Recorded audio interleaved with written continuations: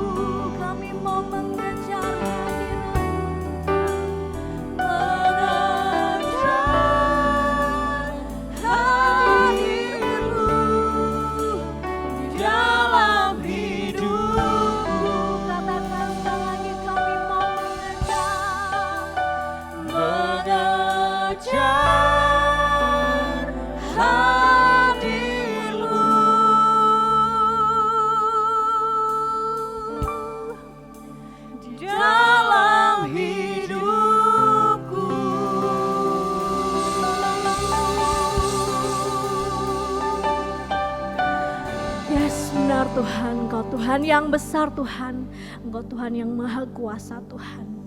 Sungguh hati kami mengucap syukur Tuhan untuk setiap kebaikan yang Tuhan sudah kerjakan atas hidup kami. Sekarang tiba saatnya Tuhan untuk kami mengucap syukur melalui puji-pujian penyembahan kami. Kami siap Tuhan, kami siap untuk lebih lagi memuji dan memuliakan nama-Mu Tuhan Yesus. Terima kasih Tuhan, terima kasih. Seberapapun kami yang hadir pagi hari ini Tuhan, kami yakin dan percaya ketika kami bersatu di dalam nama Tuhan Yesus, Engkau hadir di tengah-tengah kami. Engkau bersuka atas puji-pujian kami. Yang sakit Engkau sembuhkan, yang berputus asa Engkaulah Tuhan sumber kekuatan kami. Terima kasih Tuhan, terima kasih. Kami siap untuk memuji-Mu lebih lagi. Sama-sama yang percaya kita mau katakan haleluya, amin. Shalom Bapak Ibu Saudara kasih Tuhan. Kita mau berikan salam kanan kiri, depan belakang. Kita mau katakan selamat beribadah, Tuhan Yesus memberkati.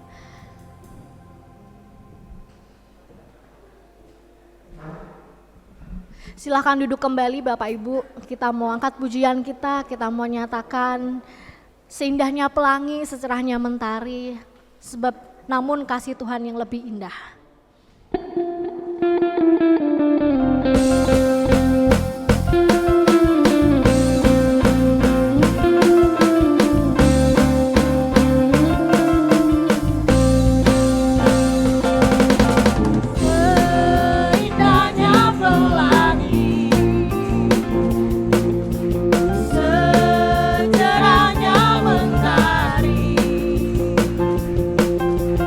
Namun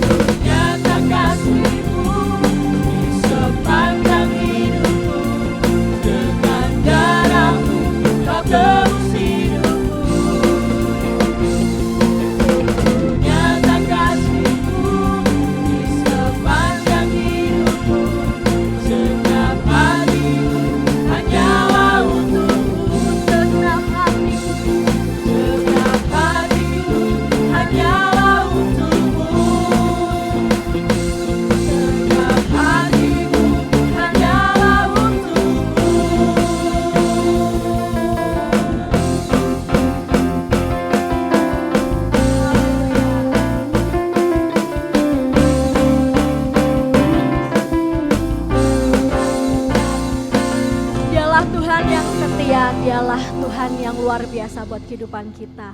Kita mau bangkit berdiri sekali lagi, kita mau naikkan pujian kita mau katakan dialah Tuhan kita, dialah menara yang kuat, dialah kota benteng perlindungan kita.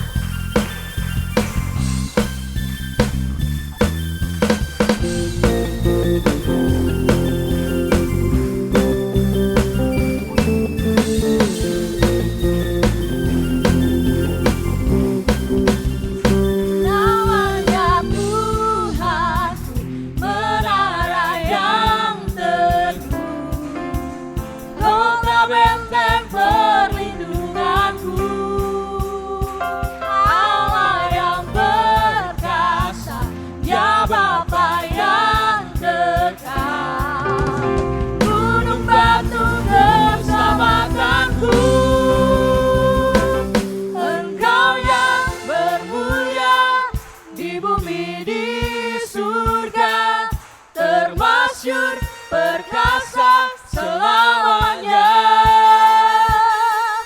Engkau yang berkuasa di dalam segala hal. Ada kuasa dalam nama Yesus.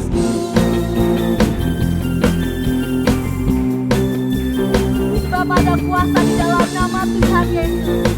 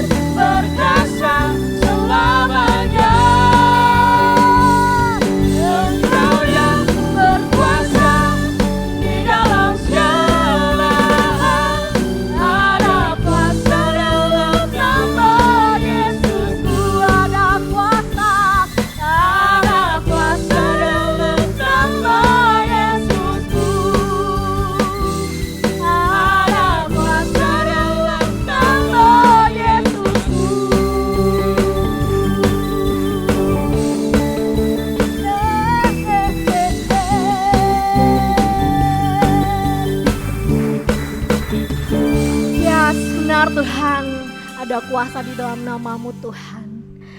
Terima kasih Tuhan, terima kasih. Pagi hari ini Tuhan kami mau nyatakan Tuhan, bahwa kami Tuhan ingin mengandalkan-Mu lebih lagi dan lebih lagi Tuhan. Sebab Engkau hanyalah harapan kami, sebab Engkaulah yang menopang kami, sebablah Engkau kekuatan kami Tuhan.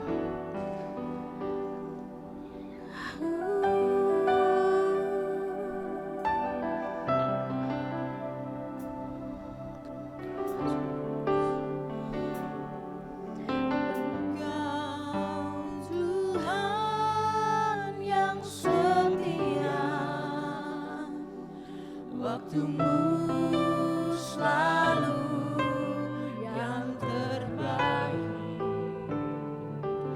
Engkau Tuhan sandaranku, dan ku hanya kan berharap padamu. Satu-satunya yang ku andalkan, satu-satunya yang ku percaya. Engkau sumber kekuatan, sumber pengharapan, sumber kedamaian. Satu-satunya yang ku andalkan, satu-satunya yang ku percaya. Engkau Tuhan memberkati, Tuhan penyembuhku, Tuhan pemulihku.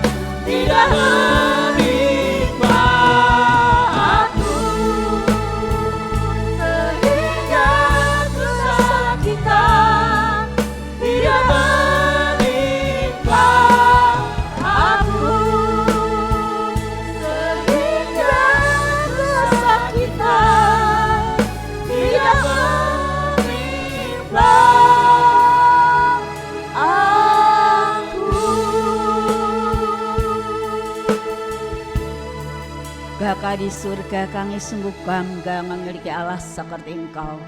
Karena tangan-Mu itu tidak pernah meninggalkan kehidupan kami dalam segala hal yang kami butuhkan. Dan selalu mengberkati kami sampai pagi hari ini. Oleh sebab itu Tuhan, biarlah hidup kami ini Tuhan, yang ngasih sisa ini Tuhan, kami boleh pergunakan untuk kemuliaan nama-Mu. Terima kasih untuk setiap pujian yang sudah kami naikkan Tuhan. Dan kami tahu setiap pujian sudah menjadi takhta Engkau pagi hari ini. Sekarang kami mau duduk diam Tuhan. Dan silahkan Engkau ganti yang berkata-kata lewat firman-Mu. Tuhan, kakek uraki hanggamu yang penuh dengan keterbatasan untuk menyampaikan isi hati-Mu Tuhan, sehingga ibadah kami tidak menjadi sia-sia, tapi kami boleh mengerti hati Allah. Dan dengan pertolongan Roh Kudus kami boleh melakukannya. Terima kasih ya Kakak. Kami menyerahkan pemberitaan firman sampai pada akhir ibadah kami pagi hari ini. Tetap di dalam urapan dari Tuhan sendiri. Di dalam nama Tuhan Yesus kami sudah berdoa dan mengucap syukur. Haleluya. Amin. Silakan duduk Bapak Ibu sekalian. Senang sekali pagi hari ini saya kembali bisa menjumpai Bapak Ibu semua dalam ibadah raya pagi.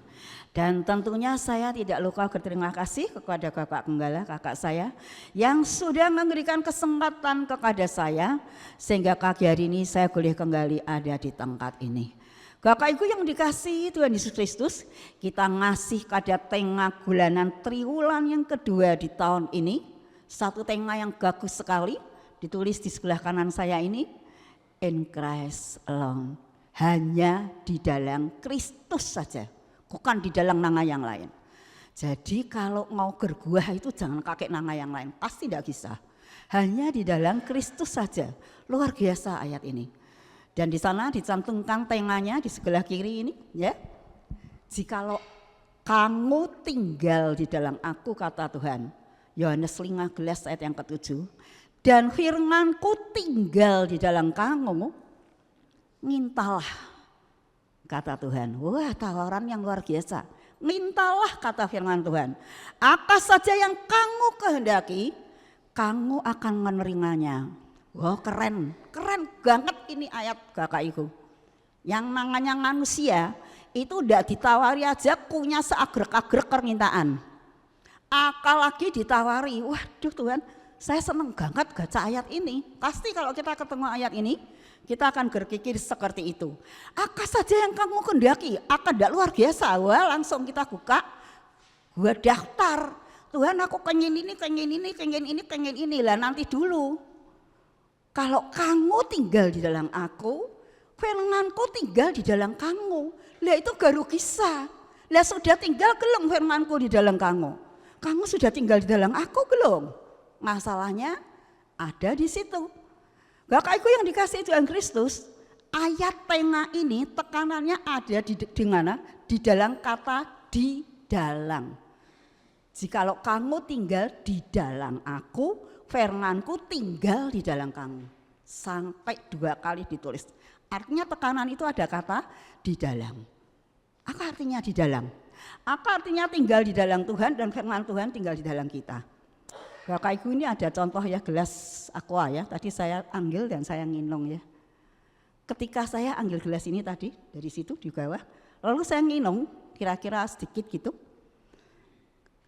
Air dalam gelas aqua ini saya lihat warnanya putih.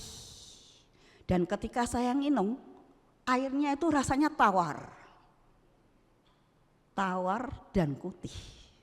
Tapi kalau saya coba masukkan 2 sendok makan sirup berwarna merah, 1 sendok lagi, apa yang terjadi?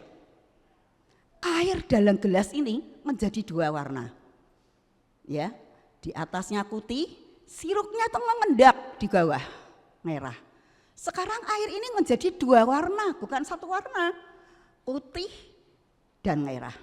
Dan kalau saya coba minum, yang putih itu saya habiskan, tetap rasanya tawar.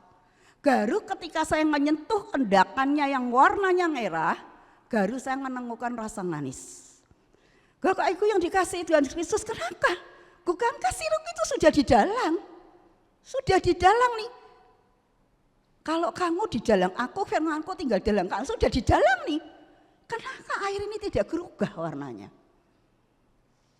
Karena cuma lewat. Sirupnya itu cuma lewat. Kakakku yang dikasihi Tuhan Kristus, gerakannya orang itu yang suka jadi pendengar firman. Wah, luar biasa. Sampai buka YouTube tiap hari itu loh. Ada nih orang yang seperti ini pagi sampai sore buka YouTube nyari kongkot gah ini. Kaya akan firman Tuhan, tapi gatas mendengar. Jangan kita puas kalau kita ini sudah bertumbuh, titik. Karena Tuhan itu tidak cari pertumbuhan, Tuhan itu cari buah dalam kehidupan kita. Harus berbuah, tidak bisa kalau cuma bertumbuh. Nanti apa saja yang kamu minta tidak jadi kenyataan dalam hidup kita, tidak diberikan Tuhan. Kenapa air itu tetap dua warna? Karena sirupnya cuma lewat. Cuma jadi pendengar. Tapi kalau saya ambil sendok, lalu saya aduk nih air yang sudah saya kasih sirup ini, saya aduk sampai rata, sampai menyatu. Sirup dengan air menyatu menjadi satu. Air dalam gelas ini sekarang berubah, warnanya jadi merah.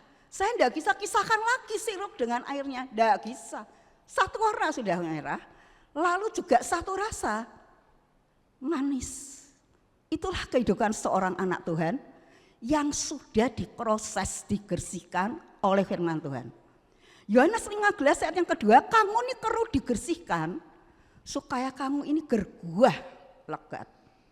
Kakakku yang dikasihi Tuhan Kristus, kalau cuma lewat jadi pendengar firman, ya sampai bertahun-tahun pun ya tetap sama. Tidak pernah berubah. Menjadi satu warna dan satu rasa. Suatu hari, di sebuah kereta api, ada seorang kakak duduk di sana. Di depannya duduk seorang ibu yang bawa anak kecil kira-kira 3 tahun. Lalu si anak kecil ini karena ibunya bawa jeruk ya, satu kresek itu jeruk, dia pengen ngambil buah jeruk itu. Lalu si anak kecil ini buka kresek itu, maksudnya mau ngambil jeruk satu. Tapi karena dia anak kecil kurang hati-hati, waduh dibuka, jadi tumpah itu jeruk, gerhangguran kemana-mana, namanya jeruk. Itu kan bulat, jadi kalau jatuh ya langsung melinding ke sana, melinding ke sini. Gerhangguran kemana-mana. Si anak ini bingung caranya mengumpulkan jeruk-jeruk ini gimana. Lalu si kakak ini tersenyum, dia bangkit dari kursinya, dia kumpulkan tuh jeruk-jeruk yang gerhangguran keliling itu dikumpulkan, dimasukkan lagi dalam kresek. Perhatikan kakak ibu. Si anak kecil ini bertanya sama si kakak ini, Om, apakah Om yang namanya Tuhan Yesus? Si omnya ini ketawa, bukan nak, saya bukan Tuhan Yesus, saya ini anaknya Tuhan Yesus.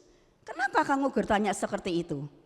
Karena di sekolah minggu, kalau hari minggu, saya kena tanya sama guru saya, Tuhan Yesus itu kayak apa? Saya tidak bisa lihat. Lalu guru sekolah minggu saya tuh menerangkan gini loh, Tuhan Yesus itu satu orang, satu figur ya, satu sosok yang mengasihi anak-anak, sayang sama anak-anak, tidak pernah menyakiti. Terus dia suka menolong orang yang membutuhkan pertolongan. Lah saya ngelihat itu dalam dirinya Om. Tadi kan tidak ada yang menyuruh, tapi Om ngambilin jeruk, kumpulkan lagi di kresek dan diberikan kepada ibu saya. Loh ini kok persis ya, ciri-cirinya kok persis seperti yang diceritakan guru sekolah minggu saya. Lah mungkin ini yang namanya Tuhan Yesus. Saya bukan Tuhan Yesus, tapi saya anaknya. Lalu si anak ini mikir, oh ya bener lah, tidak jauh, sifatnya tidak jauh dari kakaknya. Lah lalu bagaimana kalau kita ini anak Tuhan, orang tidak melihat itu dalam diri kita. Air ini sudah menjadi satu warna. Warnanya merah. Itulah sebabnya ada seorang pengarang lagu, dia mengarang sebuah lagu, hidupku bukannya aku lagi, tapi Kristus dalamku. Hidupku bukannya aku lagi, tapi Kristus dalamku. Orang melihat merah, bukan putih lagi. Warnanya manis, dicicip air madu yang manis. Oh lihatlah Tuhan Yesus baik, dicicip air madu yang manis. Itulah warna Tuhan. Tidak kena Tuhan itu rasanya pahit, tidak kena.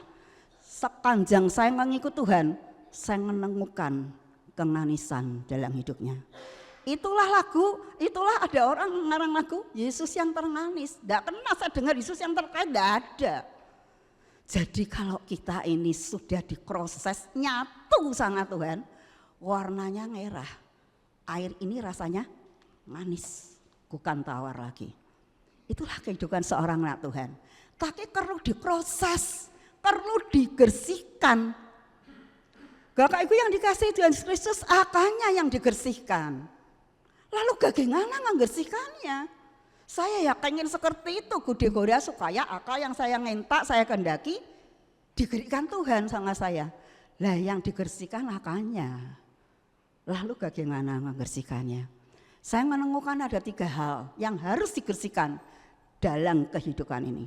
Yang pertama, pikiran kita. Karena semua itu pusatnya dari pikiran, jahat atau baik. Yang kedua, perbuatan atau kelakuan kita. Yang ketiga, perkataan kita. Mari kita lihat yang pertama, pikiran kita. Itu harus dibersihkan oleh firman Tuhan. Ya, jujur aja kita ini condong berbuat jahat daripada berbuat baik. Itu sudah jujur tuh, manusia itu seperti itu. Tapi perlu dibersihkan nih, semua masuk.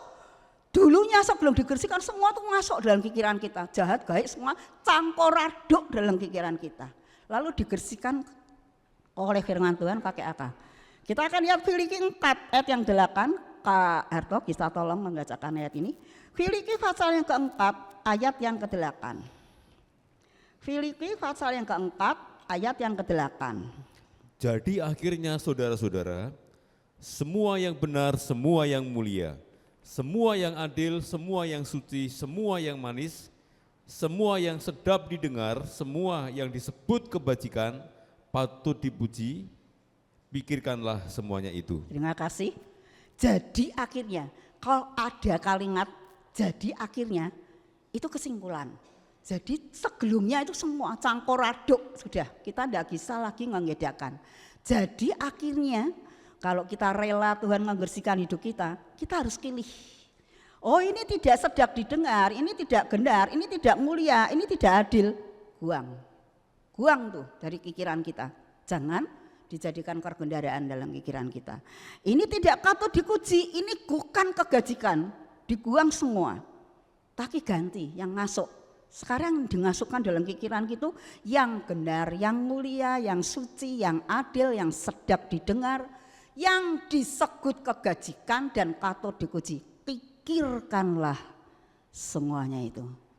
Itu namanya pikiran yang bersih. Tidak gampang loh Bapak Ibu. Ya. Dosa itu kalau sudah ngikat kita, tidak gampang kita melepaskan. Ya. Coba saya ambil contoh saja seorang perokok berat. Itu tidak gampang loh. Saya pernah itu, coba kasih tahu seorang kakak, ya, ini kerokok gerak banget ini kerokok. Dia, wah dengan gangganya dia cerita, saya dari remaja sudah jadi kerokok. Saya bilang kerokok itu tidak gaya loh, merokok itu tidak gaya loh om. Itu nanti bisa kena karu-karu nih. Wah bukti ini mana bertahun-tahun saya juga tidak kakak. Tapi akhirnya kakak ini meninggal dengan satu deteksi dari dokter. Kanker karu-karu, rusak karu-karunya. Gara-gara mengisap rokok terlalu banyak. Bisa enggak meninggalkan rokok? Enggak gampang. Dosa itu kalau sudah ngikat kita, orang bilang enggak kakak. Dosa itu sama dengan nikmat katanya. Wah, itu harus dibuang dari pikiran kita. Itu tidak benar, tidak mulia, tidak sedap didengar, tidak suci, tidak disebut kebajikan, dibuang semuanya. Itu yang pertama. Yang kedua, dikatakan apa yang dibersihkan? Perbuatan atau kelakuan kita. Nah ternyata perbuatan atau kelakuan kita ini juga perlu dibersihkan. Karena kelakuan perbuatan kita itu ada yang baik dan ada yang jahat. Firman Tuhan perlu diberi kesempatan membersihkan. Mazmur 119 ayat yang ke-9. Kak Arto bisa kembali baca. Mazmur 119 ayat yang ke-9. Dengan apakah seorang muda mempertahankan kelakuannya bersih? Dengan menjaganya sesuai dengan firman-Mu.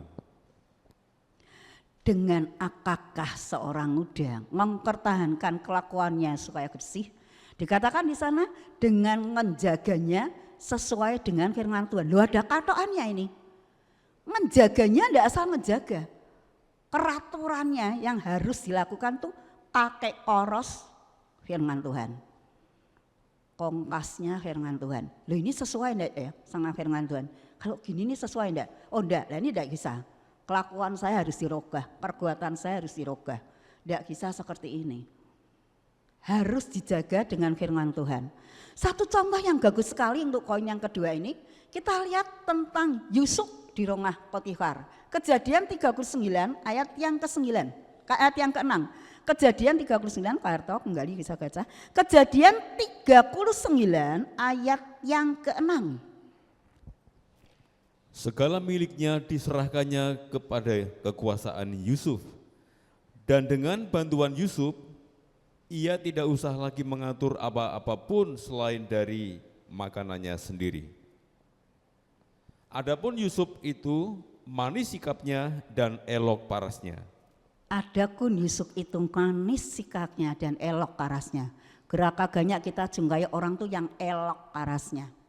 Cakep, cantik, tapi yang ngetangit bukan manis sikapnya.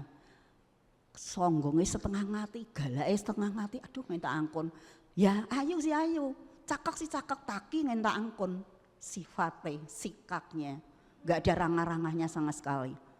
Ya, ini siapapun dia, ndak ada orang suka model begini. Tapi Yusuf ini selain parasnya elok, ya, dia cakep, masih muda, terus manis sikapnya. Ya ndak heran saya kalau istrinya Potifar jatuh cinta sama Yusuf. Ini budak yang satu ini kok beda ya dengan yang lain. Sudah cakep, orang yang manis sikapnya, ndak pernah ngerengut, selalu ketawa, berat atau ringan pekerjaan dikerjakan dengan sukacita, ndak pernah mengeluh. Itulah sebabnya sampai istri Potifar jatuh cinta sama Yusuf ini. Manis sikapnya, dijaga lewat firman Tuhan. Kakak itu ketika saya ngasih melayani di telepon ministry, suatu hari ada seorang kakak tuh telepon sama saya. Ini kan pelayanan lewat telepon ya, jadi saya enggak ngerti orangnya. Gude Gora kakak saya bisa minta tolong. Saya tuh butuh seorang suster katanya, perawat. Ya saya ya rada bingung loh, ini telepon ministry kok cari suster. Ya enggak apa-apa, nanti kalau saya ketemu saya kasih. Tapi ada syaratnya loh Bu. Oh ya, lah syaratnya apa? Susternya tuh harus Kristen Bu. Saya enggak mau nek suster itu enggak Kristen. Oh, lah ngengangnya kakak itu agamanya apa? Saya tanya. Saya Konghucu. Lah kakak ini ya lucu ya. Seorang Konghucu kok menuntut istri itu susternya itu harus Kristen. Ngerawat kakak saya. Lah soalnya gini loh Bu, kakak saya ini di rumah sendirian. Kalau susternya ini orang Kristen ditanggung Bu, mesti jujur.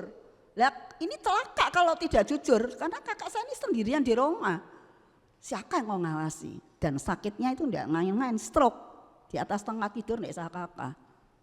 Yang kedua, nek orang Kristen, nek susternya Kristen, itu mesti baik. Dia enggak mungkin menyakiti kakak saya. Dia akan merawat dengan penuh kasih sayang. Bayangkan kakak itu, ini orang Konghucu yang ngomong. Dia melihat nek orang Kristen, anak Tuhan itu mesti jujur. Lihat terus gimana anak kita anak Tuhan tidak jujur. Tuhan nampak tidak dalam kehidupan kita, tetap putih, bukan merah. Warna kita yang tampak. Lalu yang kedua, itu kasih sayang sama kakak saya, ngerawat dengan baik. Tidak mungkin kakak saya disakiti. Lalu bagaimana kalau kita ngaku anak Tuhan, jadi suster, kita menyakiti pasien kita. Bukankah itu banyak terjadi? Siapapun kita, mau kita karyawan, mau kita pimpinan, mau kita suami, maupun kita istri, semua siapapun kita. supaya perbuatan kelakuan kita bersih itu mesti dijaga kakek koros firman Tuhan. Ini aku jadi karyawan kayak gini nih ya. Bener enggak nih? Oh enggak bener. Ya jangan dilakukan. Ini aku udah dikingkinan kayak gini nih ya. Bener enggak? Enggak bener ya jangan dilakukan. Kakek lihat korosnya tuh lihat firman Tuhan. Firman Tuhan tuh lengkap ya. Kalau jadi anak harus gimana, hormatilah ayah ibumu. Kalau jadi ayah ibu kingkinan gimana. Kalau jadi suami itu wah hukumnya lengkap nih Alkitab. Jadi siapapun Anda ada hukumnya. Lalu kakek koros itu firman Tuhan. Dijaga menurut firman Tuhan. Yang ketiga, apa yang mesti dibersihkan dari hidup kita ini oleh firman Tuhan? Perkataan kita. Wah ternyata perkataan kita tuh juga mesti harus dijaga. Karena dari mulut yang satu, yang sama, bisa kita keluarkan kutuk, tapi bisa kita keluarkan berkat. Orang bisa dibangun imannya atau diruntuhkan imannya itu gara-gara kata-kata. Makanya ada sebuah ungkapan yang mengatakan bahwa mulut kita ini lebih tajam dari pedang bermata dua. Hanya gara-gara mulut orang tuh bisa membunuh. Gara-gara perkataan. Oleh sebab itu perkataan kita tuh mesti dijaga lewat firman Tuhan. Menjaganya kakek firman Tuhan yang mana ada itu resepnya Gudegora. Ada itu ayatnya ada. Kolose pasal yang keempat. Ayat yang Kolose 4 ayat 5 sampai 6. Kolose pasal yang keempat, Pak Erto bisa kembali baca. Kolose pasal yang keempat. Ayat yang kelima sampai yang keenam. Hiduplah dengan penuh hikmat terhadap orang-orang luar, pergunakanlah waktu yang ada. Hendaklah kata-katamu senantiasa penuh kasih, jangan hambar sehingga kamu tahu bagaimana kamu harus memberi jawab kepada setiap orang. Wah, luar biasa, sangat teliti Alkitab kita. Hiduplah dengan penuh hikmat. Hikmat itu penting, sangat penting. Kalau kita tidak dipenuhi hikmat Tuhan, kata-kata kita ini jadi menjadi liar. Kita bisa berkata-kata dengan kasih itu dikingkin oleh hikmat. Makanya ketika Tuhan tanya sama Salomo, kamu minta apa? Tidak minta kekayaan. Saya minta satu tok hikmat. Karena saya ini seorang pemimpin negara. Wah kalau tidak, saya tidak punya hikmat, rekod. Dan tentunya kita tidak kena asing dengan hikmat Salomo. Saya senang sekali belajar dari kehidupan Salomo ini. Lah bayangkan kalau dua ibu rebutan satu gayi terus gimana? Kita tidak ngerti itu gayinya siapa, ibu atau ibu ke. Masing-masing mengaku ini anak saya. Terus gimana? Ketika dia belajar sampai jadi seorang raja, mungkin belajar di sarjana hukum sekarang. Lah itu tidak ada mata kuliah yang pakai seperti itu, tidak ada. Itulah hikmat penting sebelum dia memberi jawab kepada ibu ini. Salomo ngambil sebelah kidang. Oke, supaya adil tak bagi dua nih anak, vertikal. Jadi yang satu dekat kaki satu, tangan satu, mata satu, telinga satu. Nah, adil tuh, satu sekaro-sekaro. Lalu ibu yang asli dia bilang jangan. Anak saya jangan dibagi jadi dua itu jangan. Sudah biarkan anak saya ini hidup di tangannya dia sudah. Daripada anak saya itu dibagi dua, jangan, saya tidak rela anak saya dibagi dua. Dari situ Salomo tahu, inilah ibu yang asli. Bapak Ibu gerak banyak masalah yang terjadi dalam kehidupan kita yang membutuhkan hikmat Tuhan. Kalau misalnya kita ketemu anak kita tidak bisa digilangi begini begitu. Suami kita mengeluh tentang pekerjaan begini begitu, ya semua itu dijawabnya pakai hikmat dan kata-kata yang penuh kasih. Oleh sebab itu menjaganya, membersihkannya setiap kata yang keluar dari mulut kita itu lewat setiap ucapan kita itu lewat firman Tuhan. Kolose 4 ayat 5 sampai yang ke-6. Bapak Ibu yang dikasihi Tuhan Yesus, kalau kehidupan seorang anak Tuhan sudah dibersihkan seperti ini kondisinya, lagaru mintalah apa saja kata Tuhan.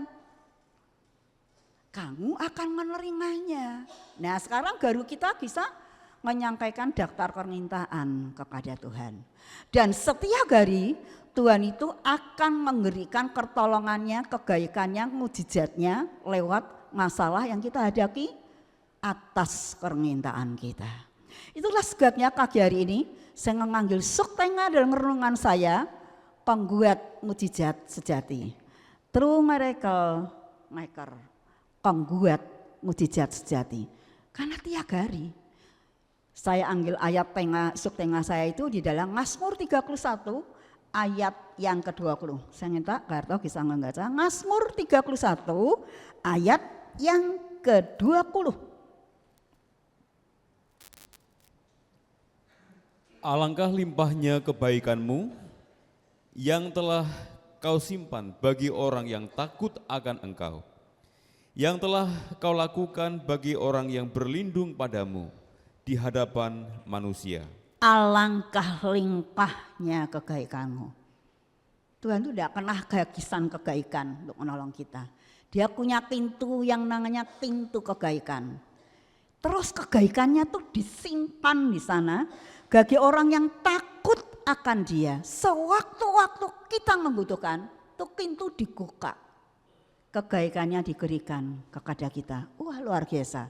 Setiap hari. Bahkan setiap saat saya tuh merasakan kebaikan Tuhan. Satu hari saya mau membuat jus janggu. Nah, saya ini sudah kupas janggu, sudah saya siapkan di meja ya, di atas piring gitu, 2 piring. Lalu saya juga sudah ambil alatnya ini, juicer yang mau dibuat ngejus ini tadi. Saya sudah masukkan stekernya di kontak listrik, lalu juicernya itu, gelasnya itu sudah saya pasang ya. Lah saya ini mau ngambil si janggu ini tadi. Lah tangan saya mau ngambil janggu, nyenggol gelasnya ini loh. Gelasnya itu. Lah gelasnya kesenggol kan jatuh dari tengahnya. Wah, saya teriak, aduh. Saya kira wah sudah pasti. Ini gelas masih meloncat ke bawah, jatuh ke bawah. Dan pasti pecah karena gelas juicer saya itu dari kaca, bukan dari plastik. Aduh. Wah, saya sudah mikir ya mesti pecah ini. Karena perhitungan saya tidak mungkin saya menyelamatkan tangan saya gini, yang satunya kok gang itu sudah tidak nyandak bahasa Jawanya. Aduh, pasti jatuh, pasti pecah ini. Tapi saya menikmati kebaikan Tuhan. Itu jatuhnya tidak ke lantai. Loh, jatuhnya tuh di atas janggu-janggu yang di atas piring tadi. Jatuh ke situ. Aduh Tuhan, ini tangan Tuhan itu lebih cepat dari tangan saya. Dan tidak pernah salah. Aduh Tuhan, kadang menurut perkiraan saya kasih jatuh di lantai. Jatuh di atas buah-buah janggu yang sudah saya kupas tadi. Oh Tuhan, itu baru 1 kali dalam hari itu. Lah gelung terus siang, sore, malam. Wah, tiap hari saya tuh selalu ketemu dengan kebaikan Tuhan. Karena apa Bapak Ibu? Saya ini membutuhkan kebaikannya setiap hari lewat kehidupan saya. Jadi tiap hari saya butuh. Tiap hari Tuhan buka pintu itu untuk menolong saya. Dia simpan itu untuk orang yang takut akan dia. Sehingga saya dapat menyelesaikan jus itu dengan baik dan dapat menikmatinya. Bapak Ibu yang dikasih Tuhan Kristus, cobalah orang lain mengingat-ingat. Dan kalau tiap hari Bapak Ibu ketemu, ini benar-benar ini kebaikan Tuhan. Karena kan sebetulnya saya tidak bisa luput, sudah tidak bisa lolos. Tapi Tuhan tolong tekat pada waktunya. Bukankah banyak kesaksian seperti itu? Coba nanti diingat-ingat. Waduh Tuhan ki luar biasa. Hari itu tuh jualanku sudah tidak laku ki ya. Saya sudah sedih ki ini. Loh kok ada orang yang membutuhkan makanan. Terus digeli semua. Pernah kan kita dengar satu kesaksian orang yang jual tape itu? Pernah tidak tuh dengar? Setiap hari dia jualan tape ke pasar. Hari itu takenya tidak laku. Bukan tidak laku. Dalam perjalanan ke pasar, takenya itu jatuh di sawah, karena lewat sawah. Sehingga dia tidak bisa jualan hari itu. Dia sedih banget. Sedih kakek banget karena tidak bisa jualan. Di rumah dia punya stok, tapi belum jadi itu tape. Belum bisa siap dijual. Dia sedih, mesti besok lagi jualnya. Hari itu makan apa? Tiga-tiga ada seorang yang mencari tape setengah matang yang belum jadi. Saya ndak cari tata yang sudah jadi, yang mau jadi belum jadi.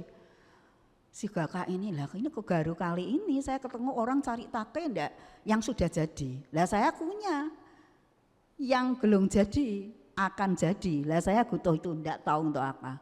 Digorong semua itu take. Bukankah itu kebaikan Tuhan? Bisa tidak dikecahkan oleh akal kita? Ndak bisa. Ndak bisa. Hanya Tuhan yang bisa mengerjakan. Jadi kalau Tuhan itu membuka pintu kebaikan, wah luar biasa. Apapun yang kita butuhkan, itu ada di sana. Kebaikan Tuhan itu ada di sana. Tiap hari. Makanya relakan dirimu, pikiranmu, kelakuanmu, perkataanmu dibersihkan oleh Tuhan. Supaya kalau aku punya kehendak Tuhan, aku punya kebutuhan, aku tinggal menerima, menikmati janji-janjimu dan mujizatmu. Kakakku yang dikasih Tuhan Kristus, saya senang sekali belajar dari kehidupan Paulus. Ya, contoh yang paling tepat tuh kehidupan Paulus. Paulus sebelum menjadi pemberita Injil, dia dahulu namanya Saulus. Kerjaannya ngejar-ngejar pengikut Tuhan. Kalau sudah ketemu dianiaya terus dibunuh. Wah, mengerikan sekali. Siapa yang bisa mengatasi seorang Saulus? Tidak ada yang bisa. Pemerintah aja tidak bisa. Terpaksa Tuhan harus turun tangan ini sang si Saulus ini. Dalam perjalanannya ke Damsik, Tuhan ketemu dia, dicegat bahasa Jawanya. Saulus, Saulus, kenapa engkau menganiaya aku? Lewat perjumpaannya dengan Tuhan Yesus itu, dirubah kehidupan Saulus, dibersihkan dari seorang Saulus menjadi Paulus, Rasul Paulus. Dari orang yang menganiaya pengikut Kristus menjadi pemberita Injil yang mengenangkan ribuan jiwa. Walaupun untuk itu dia harus bayar dengan serentetan penderitaannya. Paulus sadar, waktu saya sudah banyak terbuang dengan sia-sia. Sekarang sisa hidupku, aku tahu kalau aku masih diberi kesempatan hidup, aku harus bekerja memberi buah. Filipi 1 ayat yang ke-22 bagian A. Kak Arto bisa baca? Filipi 1 ayat yang ke-22 bagian A. Tetapi jika aku harus hidup di dunia ini, itu berarti bagiku bekerja memberi buah. Sampai di sini. Itu berarti bagiku bekerja memberi buah. Lalu bagaimana dengan moto kita dalam sisa hidup kita? Apakah kita punya moto seperti Paulus? Sisa hidup kita nih berapa? Tidak ada yang tahu. 10 tahun, 20 tahun, tidak ada yang tahu. Tapi sisa hidup kita ini loh, itu artinya aku harus bekerja memberi buah. Bapak Ibu yang dikasihi Tuhan Kristus, setiap kali saya berada di tempat ini, berdiri di tempat ini, maksud saya bukan pelayanan di mana yang saya ceritakan pelayanan di sini. Saya pelayanan kan ada tidak selalu di tempat ini ya, di gereja Pringgading saya juga pelayanan. Setiap kali saya berada di tempat ini berdiri, saya selalu ingat kaki mami saya. Seolah-olah mereka mendampingi saya, di kiri kanan saya. Saya bangga walaupun mereka bukan orang kaya. Saya punya seorang kaki yang tiap pagi jam 4:30 pagi setia sekali naik sepeda. Pergi ke sini untuk apa? Doa pagi. Di sini dulu ada doa pagi. 4:30 pagi itu dulu masih peteng, sekarang sudah wah jam 4:30 sudah terang ya. Naik sepeda sampai suatu hari bertahun-tahun jatuh dia dari sepeda. Tidak bisa naik sepeda lagi, ya jatuh. Akhirnya diteruskan naik becak. Kita diberikan kaki saya ini langganan becak. Kita akan jadi seorang tukang becak langganan. Terus dia naik becak, perlunya cuma doa pagi. Tapi akhirnya dimakan usia, kaki saya ini jadi tua, harus sakit tua, tidak bisa lagi doa pagi. Sampai akhirnya dia dipanggil Tuhan pulang ke surga. Kalau mami saya setiap jam 3 sore hari Kamis itu selalu sudah siap pergi WGI. Mami saya ini pakai kebaya terus masih pakai sanggul. Jadi kalau mau siap-siap pergi itu ribet. Sudah pakai kebaya, pakai stagen, ngisi nyanggulan. Wah ribet, males rasanya kalau mau pergi itu. Tapi mami saya tidak pernah mengeluh. Terus jam 3 dia sudah siap. Kenapa jam 3 dia berangkat? Lah jalan kaki. Dari Karangulan sampai di sini jalan kaki lewati Sidodadi segala macam. kakek kayong karena ngasih panas. Dan itu pulang pergi kan ada mobil gereja. Waktu itu enggak ada mobil gereja. Enggak ada fasilitas. Saking nangis saya enggak pernah mengeluh. Sekarang ada fasilitas mobil gereja. Orang dekat gereja tinggal jangka. Juga ngikir-ngikir mau datang ke gereja. Ngikir-ngikir mau datang WGI. Saya bangga dengan wangi saya. Karena kedua orang tua saya itulah saya ada di sini. Saya dibaptis di gereja ini pertama kali gereja ini jadi tahun 69 bulan Desember bersama dengan kakak saya. Ngasuk nyemplung gareng yang baptis Pendeta Harun Sugiyowahyu. Karena kami kakak beradik, jadi laki kerengkuan boleh masuk. Dan setiap kali saya ada di tempat ini dan saya melihat kakak saya kelainan di tempat ini, Tuhan, itu adalah buah yang dihasilkan kaki wangi saya. Tidak sia-sia. Dia ditanam sekian tahun itu tidak sia-sia. Sampai di surga dia bisa mengerjakan buah. Kenapa? Kaki saya dimenangkan, lalu anak-anak mereka menjadi kelayan Tuhan. Nah itu kan tidak sia-sia. Ada buah yang dihasilkan. Bagaimana dengan kita? Kakek kita bisa kakek motonya Rasul Paulus, Tuhan aku mau sisa hidupku, itu berarti aku harus bekerja memberi buah. Dalam kelayanannya, Rasul Paulus ini mengalami banyak penderitaan. Dia masuk penjara bersama dengan Silas, bukan karena salah, karena difitnah. Dimasukkan penjara yang tengah, artinya di atas dijaga, di bawah dijaga. Di sana dia dimasukkan dalam penjara itu dengan digelenggu kaki dan tangannya. Gayarnya mahal, tapi dia tidak mengeluh. Dan di dalam ruangan yang kecil itu dalam keadaan digelenggu, dipasung itulah mereka nyanyi menyenggah Tuhan, terjadilah kebangunan rohani. Apa kena tungon kita kebangunan rohani di dalam penjara? Tidak ada, garu Paulus yang ada. Kangkotganya ya Paulus, tidak ada lagi. Dan akibatnya terjadilah gempa. Itu semua sel-sel itu penjara dikukak, lepas semua, gelenggu mereka terlepas. Sampai kepala penjara Filipi di kota Filipi ini ketakutan. Ini gimana ketanggungan jawab saya kepada pemerintah Roma nih? Kalau sampai semua tahanan lari semua. Paulus berkata, kami tidak lari, kami masih tetap ada di sini. Mereka menyaksikan melihat siapakah Allah yang disenggah Paulus dan Silas yang sudah bisa menolong mereka. Itu mujizat. Itu namanya mujizat. Gimana tidak mujizat? Tidak ada yang membuka itu, genggoknya itu bisa terbuka semua. Akan itu namanya mujizat. Dan gara-gara itu kepala penjara dengan seisi rumahnya dibaptis dan bertobat. Bukankah itu buah? Kita akan baca Kisah Rasul pasal yang ke-16 ayat yang ke-31. Karto bisa baca. Kisah Rasul pasal yang ke-16 ayat yang ke-31. Jawab mereka, percayalah kepada Tuhan Yesus Kristus dan engkau akan selamat, engkau dan seisi rumahmu. Engkau dan seisi rumahmu, percayalah kepada Tuhan Yesus, engkau akan selamat. Terjadi KKR, pertobatan, kepala penjara dan seluruh seisi rumahnya diselamatkan, digenapi firman Tuhan. Itu baru yang dicatat di sini, belum yang lain, narakidana yang lain. Bapak Ibu yang dikasih Tuhan Kristus, benar-benar Paulus tidak melewatkan satu hari pun, satu saat pun untuk bisa menjadi alat di tangan Tuhan, bekerja memberi buah.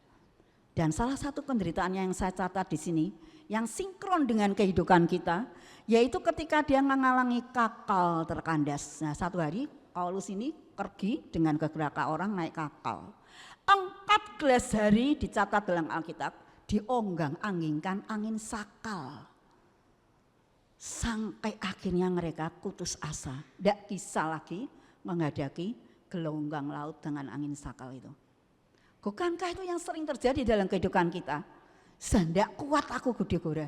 Gelombang satu masalah belum selesai disusul gelombang lain, terus belum selesai disusul lagi gelombang yang lain. Kapan ini selesainya gelombang-gelombang ini? Kok tidak akan selesai? Akhirnya putus asalah. Paulus dengan orang-orang yang bersama dia di dalam kapal itu. Coba kita lihat ya ayatnya ya. Kisah Rasul 27 ayat yang ke-20. Kisah 27 ayat yang ke-20. Kisah 27, Kisah Rasul 27 ayat yang ke-20. Kak Arto bisa baca? Setelah beberapa hari lamanya, baik matahari maupun bintang-bintang tidak kelihatan, dan angin badai yang dahsyat terus-menerus mengancam kami, akhirnya putuslah segala harapan kami untuk dapat menyelamatkan diri kami. Putuslah harapan kami. Tapi apakah Tuhan tidak menolong?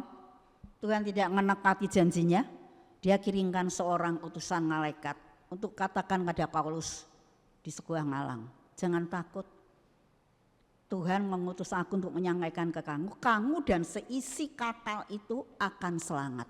Dan kalau saudara gaca perikop ini sampai akhir, di ayat yang terakhir dari perikop ini ditulis di sana, mereka semua yang ada di dalam kapal itu 276 orang bersama dengan Paulus selamat. Tuhan tidak pernah terlambat. Dalam saat yang paling genting pun Tuhan itu tetap punya kebaikan untuk menolong kita. Tidak pernah terlambat. Tuhan itu luar biasa. Kakakku yang dikasihi Tuhan Kristus, selalu akan kesimpulan dari semua renungan yang kita sudah dengar pagi hari ini. Kesimpulannya kita akan lihat di dalam Filipi 4 ayat yang ke-9.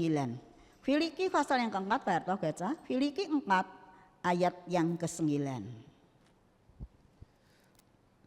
Dan apa yang telah kamu pelajari, dan apa yang telah kamu terima, dan apa yang telah kamu dengar, dan apa yang telah kamu lihat padaku, lakukanlah itu, maka Allah sumber damai sejahtera akan menyertai kamu.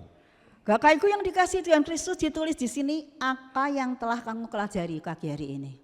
Kita belajar satu firman Tuhan, in Christ alone. Lalu dikatakan apa yang telah kamu terima, apa yang telah kamu dengar, apa yang telah kamu lihat padaku, lakukanlah semuanya itu. Tapi Allah tahu, untuk melakukan semuanya ini manusia butuh damai sejahtera menyertai kehidupan kita. Damai sejahtera itu bisa saya katakan sinonim dengan hikmat. Manusia itu tidak bisa hidup tanpa damai sejahtera. Ya. Seandainya seorang Paulus ini tidak memiliki damai sejahtera, dia ngimpin orang ratusan gitu, sudah gugar.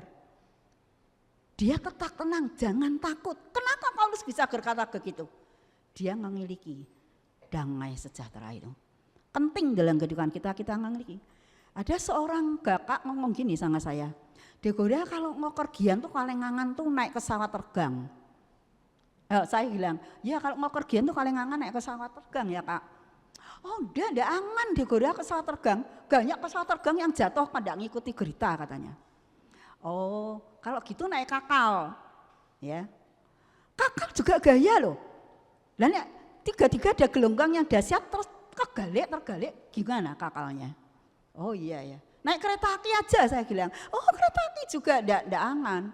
Ada kereta api yang keluar dari rel dan akhirnya juga tergalik. Oh lah kalau gitu naik mobil, mobil juga tidak aman.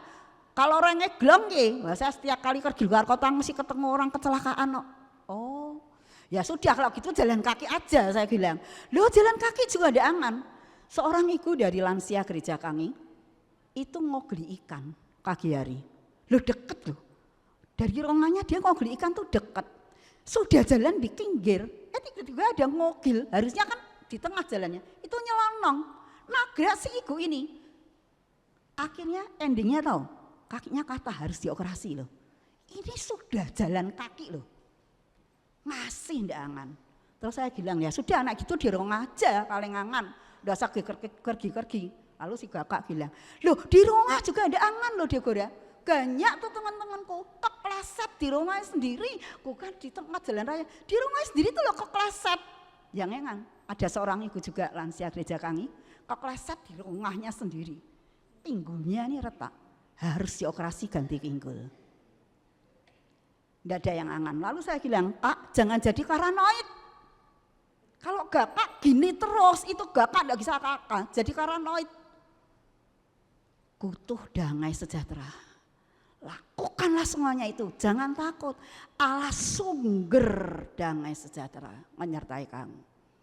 Sehingga kalau itu pemberitaan Injil, kamu berani ngomong sama orang itu berani. Kamu berani melakukan ini dan itu. Karena disertai hikmat dan damai sejahtera dari Tuhan. Bapak Ibu, Paulus mengakhiri kehidupannya. Dalam suratnya, saya tidak tulis di sini ayatnya, saya tanggalkan satu ayat. Di dalam suratnya 1 Timotius pasal yang keempat, di sana dituliskan. Ayat 6-8, kematianku sudah dekat. Darahku sudah tercurah sebagai persembahan.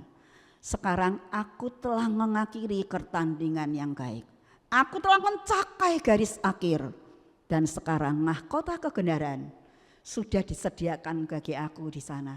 Tapi tidak cuma bagiku. Bagi kamu semua yang mendengar firman pagi hari ini dan merindukan kedatangannya. Bukankah itu buah yang dinantikan Tuhan? Bagaimana dengan sisa kehidupan kita? Tidak rindukah kita memberikan buah-buah bagi Tuhan di dalam kerajaannya? Berapapun waktu yang Tuhan masih berikan. Dia pembuat mujizat sejati. Jangan takut. Mari kita berdiri. Kita akan nyanyikan lagu kita, pembuat mujizat sejati. Dia yang menggelar laut, song leader singer bisa maju ke depan. Dia yang meneduhkan gadai. Dia yang pegang hidupku, tidak ada yang mustahil bagi dia. Karena dia pembuat mujizat sejati. Mari kita nyanyikan lagu ini dengan penuh iman.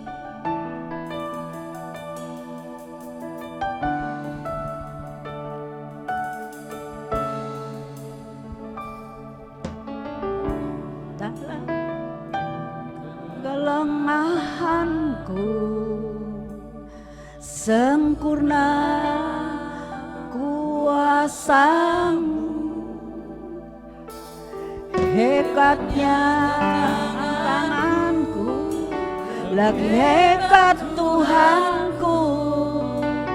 Ku berserah kepadamu di dalam kelemahanku, sempurna kuasamu, hebatnya tanganku, lebih hebat Tuhanku. Ku berserah kepadamu.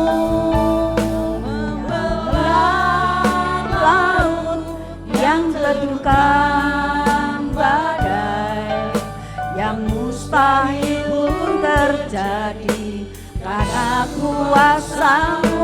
Yang pegang hidupku, yang buka jalan bagiku.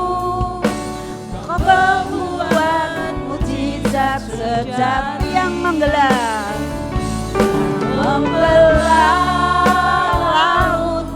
yang teduhkan badai, yang mustahil pun terjadi karena kuasamu.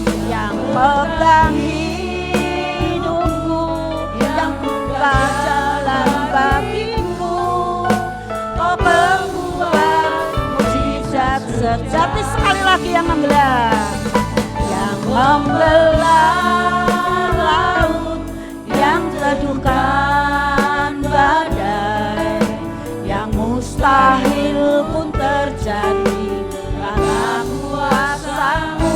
Yang pegang hidupku, yang buka jalan bagiku. Kau pembuat mujizat sejati. Kau pembuat, kau pembuat mujizat sejati. Sekali lagi kau pembuat, kau pembuat mujizat sejati. Kakak di surga, Kami tahu setiap saat Engkau menyediakan mujizat Engkau bagi kami. Tolong kami Tuhan, bersihkan hidup kami setiap saat. Kami tahu kami tidak ada yang sempurna, tetapi kami juga tahu setiap hari Engkau menggawa kami, menuntun kami dari kesempurnaan pada kesempurnaan. Karena Engkaulah yang sempurna itu. Terima kasih untuk setiap pertolongan-Mu yang tidak pernah berkesudahan, menyertai kehidupan kami sepanjang hidup kami ini. Hamba-Mu telah menyampaikan firman-Mu, selesai menyampaikan kebenaran firman-Mu. Engkau yang akan meneruskan dalam hati setiap anak-Mu yang sudah belajar firman-Mu pagi hari ini. Berkatilah hidup mereka sehingga mereka tidak hanya berhenti kada bertumbuh, tapi mereka boleh berbuah menjadi kelaku-kelaku firman. Terima kasih ya Tuhan. Berkati seluruh kegiatan pelayanan gereja di tempat ini, dari kebaktian umum, kebaktian pria, wanita sampai sekolah minggu. Berkati pelayanan dari Bapak Ibu Gembala dengan seluruh staf rohaniwan dan seluruh aktivis yang melayani di gereja ini, sehingga nama-Mu selalu dipermuliakan di tengah-tengah gereja di tempat ini. Terima kasih Bapa, terpujilah nama-Mu. Segala kemuliaan kami menggalikan bagi Engkau yang sudah memberkati firman-Mu, dan di dalam nama Tuhan Yesus kami sudah berdoa dan mengucap syukur. Haleluya, amin. Silakan duduk Bapak Ibu, saya kembalikan kepada Lina.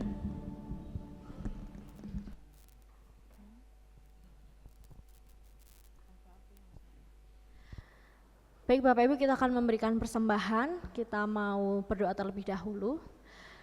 Tuhan, terima kasih untuk berkat-Mu sepanjang ibadah kami yang sudah Tuhan sertai. Sekarang tiba saatnya Tuhan untuk kami memberikan apa yang sudah Tuhan berikan kepada kami. Kiranya Tuhan Engkau memberkati tangan-tangan yang memberi pagi hari ini Tuhan. Kiranya persembahan kami ini Tuhan boleh menjadi dupa yang harum Tuhan untuk kemuliaan nama-Mu di tempat ini. Terima kasih Tuhan, terima kasih. Kami menyerahkan persembahan kami pagi hari ini. Kami siap untuk memberikan persembahan dengan penuh sukacita. Hanya di dalam nama-Mu Tuhan kami berdoa dan mengucap syukur. Haleluya, amin. Kita angkat pujian, sungguh nyata kasih-Mu Tuhan.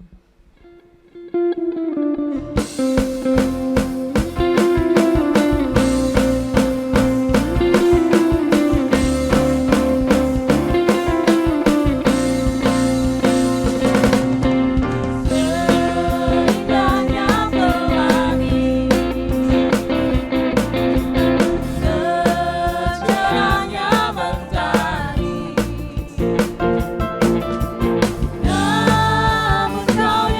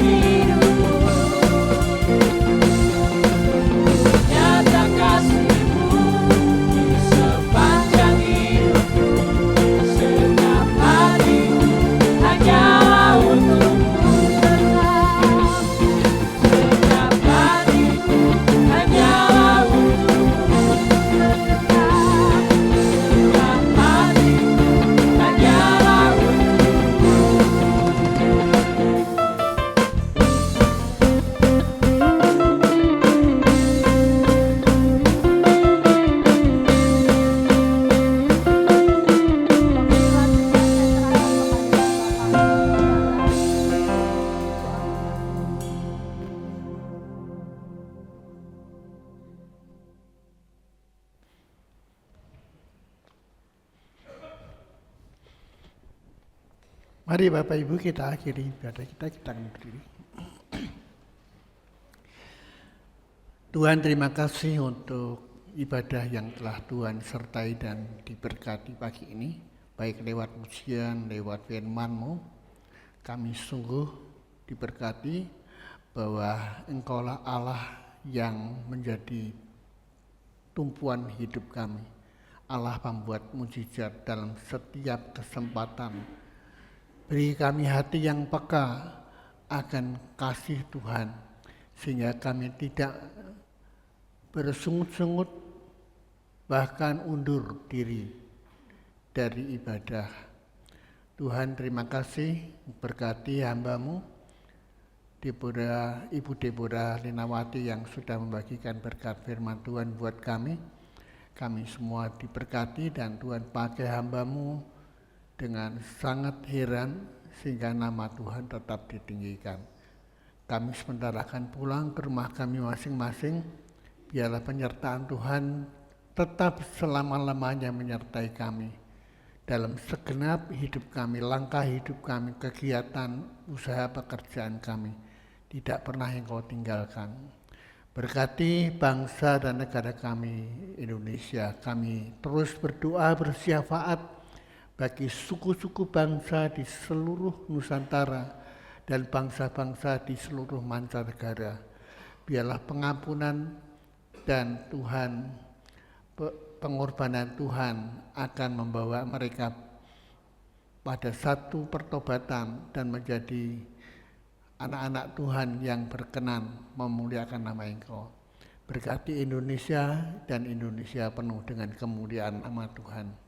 Sekarang Bapak Ibu, angkatlah kedua tanganmu, terimalah berkat Tuhan pagi ini. Pulanglah dalam kasih damai sejahtera Allah. Kasih Allah Bapa, pengorbanan Yesus Kristus dijual juta untuk menebus melayakkan kita menjadi anak-anak Allah dan ahli waris surga selama-lamanya, serta penyertaannya lewat Roh-Nya yang kudus terus menyertai memberkati kita. Apapun yang kita kerjakan disertai Tuhan dan dibuat Tuhan berhasil. Tuhan memberkati engkau dan melindungi engkau. Tuhan menyinari engkau dengan kasih karunia-Nya. Dan hari ini Tuhan menghadapkan wajah-Nya kepadamu untuk memberikan damai sejahtera Allah hari ini esok sampai Maranatha. Yesus datang kembali. Yang percaya di dalam Yesus berkata, Amin.